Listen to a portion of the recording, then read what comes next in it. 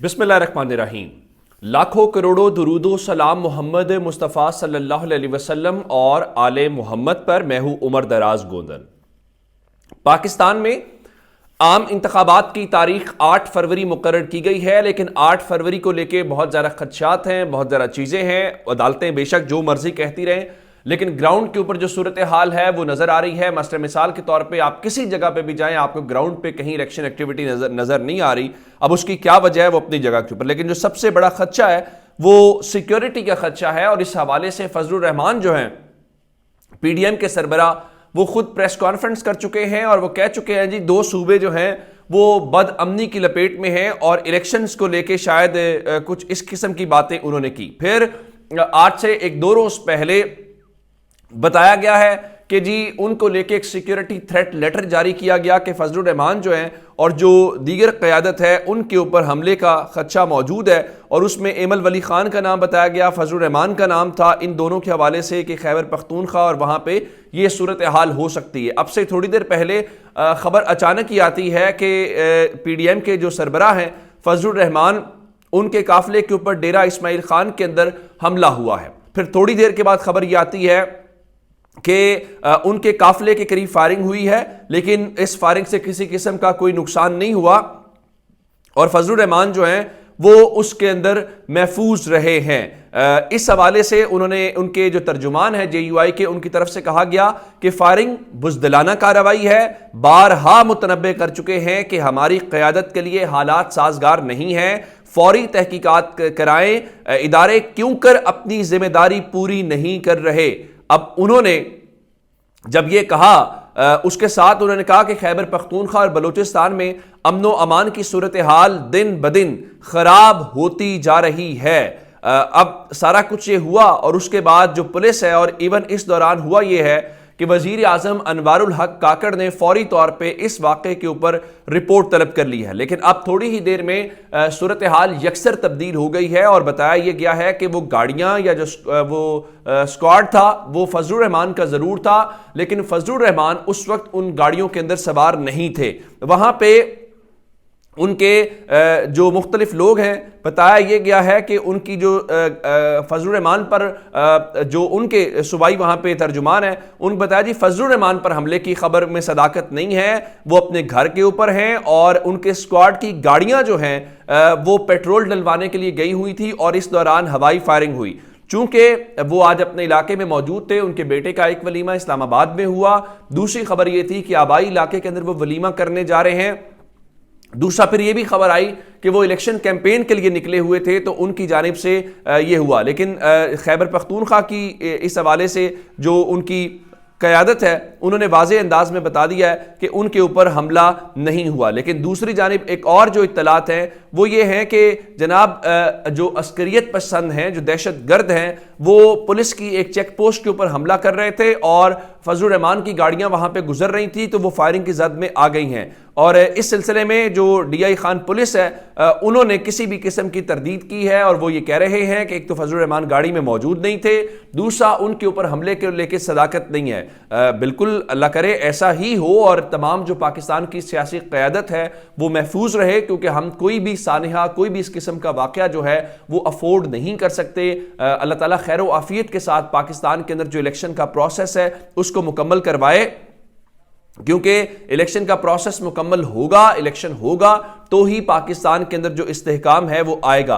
तो खैबर पख्तूनख्वा की जो पुलिस है उसकी जानिब से भी, RPO की जानिब से भी बाज़ाब्ता इसके ऊपर रद्देमल आ गया है और उनकी सिक्योरिटी चूंकि उस वक्त उस तरह से थी नहीं, चूंकि वो खुद मौजूद नहीं थे। जैसा कि आपने मूव करना होता है तो आपकी गाड़ियों में उससे पहले चेक किया जाता है, टायर को लेके, पेट्रोल को लेके, बाकी जो लवाजमात होते हैं, तो वो उसी सिलसिले में उनकी स्क्वाड की गाड़ियां पेट्रोल भरवाने के लिए गई थी और इस दौरान कहीं और चेक पोस्ट को निशाना बनाया जा रहा था। उस चेक पोस्ट की फायरिंग के जद में ये जरूर आए हैं, जिसकी वजह से पूरे मीडिया के ऊपर और हर जगह ये शोर मच गया। लेकिन चूंकि परसों तरसों उनके ऊपर हमले को लेके एक थ्रेट लेटर जारी किया गया था, तो उस थ्रेट लेटर के हवाले से पहले से ही चीजें मौजूद थी। अच्छा, ये तो वाकया हो गया खैबर पख्तूनख्वा का। अब आपको लेके आते हैं पंजाब के अंदर। पंजाब के अंदर जो इस वक्त 2 लोग हैं वो बहुत बोल भी रहे हैं, उनको चुप भी करवाया जाना है, कभी उनका बायकॉट किया जाता है, कभी मीडिया को कहा जाता है उनको दिखाना नहीं है। उसमें एक लतीफ़ खोसा साहब हैं जो पहले पीपल्स पार्टी में शामिल थे, फिर पीपल्स पार्टी वालों ने शायद खुद ही कहा कि वो उसमें शामिल नहीं है, तो वो पाकिस्तान तहरीक इंसाफ के अंदर जो है वो शामिल हो गए। अब इस सारी सूरत हाल के अंदर जो दूसरा एतजाज़ एहसन साहब हैं, और एतजाज़ एहसन साहब स्टिल जो हैं वो पीपल्स पार्टी के अंदर तो हैं, लेकिन खुदे लाइन लगे हुए हैं। कैसे कि जो जुल्फ़िकार अली भुट्टो का रेफरेंस है उसके अंदर अदालत ने उनको अदालती मुआवन बनाना था, लेकिन पाकिस्तान पीपल्स पार्टी की जानिब से उनको कहा गया कि आप अदालती मुआवन न बने, जिसके बाद उन्होंने माजरत कर ली। अब खबर यह है कि लतीफ़ खोसा साहब के चूंकि कागजात नामजदगी जो हैं वो पाकिस्तान तहरीक इंसाफ की जानिब से मंजूर भी हो गए हैं। चंद रोज़ पहले उनकी बहू को गिरफ्तार कर लिया गया और उनका हाई कोर्ट के पास चैम्बर है जो बड़ा पुराना है, तो वहां पे कल भी जो पुलिस एक वीडियो सर्कुलेट करती हुई नजर आ रही थी, तो अब से थोड़ी देर पहले अब लाहौर के अंदर लतीफ़ खोसा साहब जो हैं वो इनके निशाने के ऊपर आ गए हैं। वो खबर सुन लें कि खुर्रम लतीफ़ खोसा जो हैं वो वकील भी हैं। अच्छा, ये नहीं है कि वो कोई उनके बेटे हैं तो वैसे नहीं, वो भी वकील हैं और हाई कोर्ट के वकील हैं। उनको लाहौर की पुलिस ने गिरफ्तार कर लिया है और सरदार लतीफ़ खोसा के मुताबिक जो मजंग का थाना जो कि हाई कोर्ट के साथ लगता है, उन्होंने गिरफ्तार किया है और उनको ऑफिस के करीब से गिरफ्तार किया गया है। और लतीफ़ खोसा साहब ये कह रहे हैं कि मुझे पाकिस्तान तहरीक इंसाफ का हिस्सा होने की वजह से निशाना बनाया जा रहा है और मैं थाना मजंग जा रहा हूं। इसमें एक बात बड़ी अहम है, ठीक है, गिरफ्तारियां पाकिस्तान में हो रही हैं, इस वक्त चादर और चार दीवारी का तकद्दुस तो वो बिल्कुल है ही नहीं, वो तो भरपूर तरीके से पामाल किया जा रहा है। लेकिन इसमें जो वुकला की गिरफ्तारियां हैं उसको लेके आज भी सुप्रीम कोर्ट बार एसोसिएशन का मैसेज था, चंद रोज पहले भी था, लेकिन वकीलों को लेके जो गिरफ्तारियां हो रही हैं और उसके ऊपर पाकिस्तान की जो बार्स हैं वो सत्तू पी के सो रही हैं, तो ये एक बहुत ही वो चीज़ अच्छी नहीं है। हाँ, इसमें एक चीज़ ज़रूर है कि आने वाले दिनों के अंदर आप ये खामोश रहेंगे तो फिर हर वकील को पुलिस जो है वो उठा के लेके जाएगी और आपको ये लगेगा कि ये फिलहाल तहरीक इंसाफ के साथ जो मुंसलिक लोग हैं वही गिरफ्तार होंगे। ऐसा होगा नहीं है।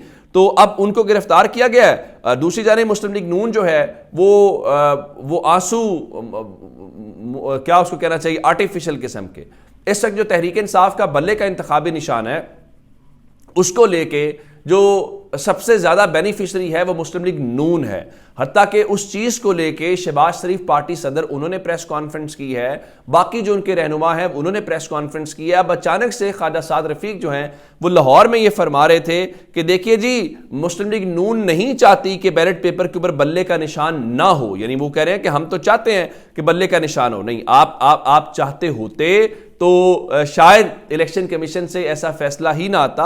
आप चाहते होते तो आपकी पार्टी की जानिब से जो प्रेस कॉन्फ्रेंसेज हो रही हैं वो नहीं होनी चाहिए थी, बल्कि आपको कहना चाहिए था जी इंतखाबी निशान जो है वो बल्ले का उनको दें, उनको मैदान में उतारें।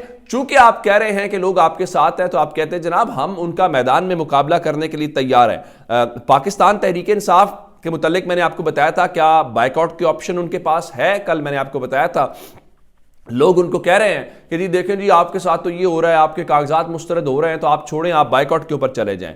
तो पाकिस्तान तहरीक इंसाफ के जो चेयरमैन बैरिस्टर गौर खान हैं उन्होंने वाज़े अंदाज में कह दिया है कि पाकिस्तान तहरीक इंसाफ बाइकआउट नहीं करेगी और हरगिज़ बाइकआउट नहीं करेंगे और हम हर सूरत इंतखाबात के अंदर हिस्सा लेंगे। ये बिल्कुल ठीक है। पाकिस्तान तहरीक इंसाफ को ना सिर्फ इलेक्शंस के अंदर जाना चाहिए, उसकी एक वजह यह है कि माजी में जिन्होंने बाइकआउट किया, मैदान छोड़ा, क्रीज छोड़ी, उनको नुकसान उठाना पड़ा, नंबर 1। नंबर 2, जब आपको लोग वोट देना चाहते हैं तो आप इस अपॉर्चुनिटी को ज़ाया क्यों करना चाहते हैं? नंबर 3, इस वक्त जो पिछली गवर्नमेंट की जो कारकर्दगी थी, अगर आप लोगों के पास नहीं लेके जाएंगे तो लोग तो मायूस हो जाएंगे कि अच्छा वो पीपल्स पार्टी भी इक्तदार के अंदर थी, ये पिछले 16 महीने कौन हुकूमत में था? मुस्लिम लीग नून भी हुकूमत में थी। तो ये जो भट्टा बिठाया है, जो बेड़ा गर्क किया है, वो इन्हीं पार्टियों ने किया है ना। तो अगर इनका मुतबादिल कोई नहीं होगा तो लोग तो मायूस होंगे। तो पाकिस्तान तहरीक इंसाफ को मैदान में उतरना चाहिए। आज ये खबर सुन लें कि पाकिस्तान में महंगाई का जो 47 साल रिकॉर्ड है वो टूट गया है और पाकिस्तान में जो महंगाई की सालाना शरह है वो 38.4% के ऊपर पहुंच गई है। अब इससे आप अंदाज़ा लगाएं कि पाकिस्तान के लोग जो हैं वो किस किस्म का चीज़ों में से गुजर रहे हैं और शरीफ ख़ानदान जो है वो एड़ियाँ रगड़ने के मुतालिक और क्या क्या दावे कर रहा है। इस वक्त मुस्लिम लीग नून जितनी डिफेंसिव है और अपने घर में बैठे हुए लोगों से रुजू भी नहीं कर रहे, कल फारूकाबाद में जो जलसा था मियां साहब का, आप उसकी तमाम वीडियोस देख लें, आप तमाम तस्वीर देख लें, वो उस एंगल से या जूम करके इस तरह से बनाई गई हैं जिसमें तासुर ये आए कि देखे जी वो तो क्राउड तो भरा हुआ था, लेकिन जो हाल हो रहा है मेरे ख्याल से वो किसी हवाले से नहीं। और अभी भी यानी इन्होंने एक जानिब बिलावल कहते हैं जी पिछली हुकूमत की तरजीह महंगाई को कंट्रोल करना नहीं था, अच्छा फिर कहते हैं हमारी हुकूमत जो है वो इकट्ठी बनेगी। आज भी यूसुफ रजा गिलानी ने प्रेस कॉन्फ्रेंस की, उनका कोई भी जमात हो वो पीपल्स पार्टी के बगैर हुकूमत नहीं बना सकती। कहने का मतलब यह है कि जनाब जो अगला टेन्योर आ रहा है उसमें भी हम मिलकर हुकूमत करेंगे। आपने पिछली हुकूमत भी मिलकर की है, आप तो जिम्मेदारी नहीं ले रहे। कोई कहता है मैं हुकूमत में नहीं था, कोई कहता है मैं हुकूमत में नहीं था। तो अगर आपने आगे भी यही तमाशा लगाना है तो फिर आप क्यों कर रहे हैं? उधर मुस्लिम लीग नून और एमकेएम है, उनके दरमियान डेडलॉक है। हल्का NA 242 कराची वाला जहां पे शहबाज शरीफ साहब इलेक्शन लड़ना चाहते हैं, तो उस चीज़ को लेके अब उनकी मुलाकातें तो हो रही हैं, बाकी सीट एडजस्टमेंट हो रही है, लेकिन NA 242 के अंदर मुस्लिम लीग नून कहती है जी हमने विड्रॉ नहीं करना, एमकेएम कहती है जी मुस्तफ़ा कमाल जो हैं वो इलेक्शन लड़ेंगे, वो विड्रॉ नहीं करेंगे। तो इस किस्म की सूरत हाल बनी हुई है, लेकिन पाकिस्तान के लोग बड़े समझदार हैं और वो जानते हैं क्या हो रहा है और वो बेहतर फैसला करेंगे। अपना बहुत सारा ख्याल रखिएगा। खुदा हाफिज।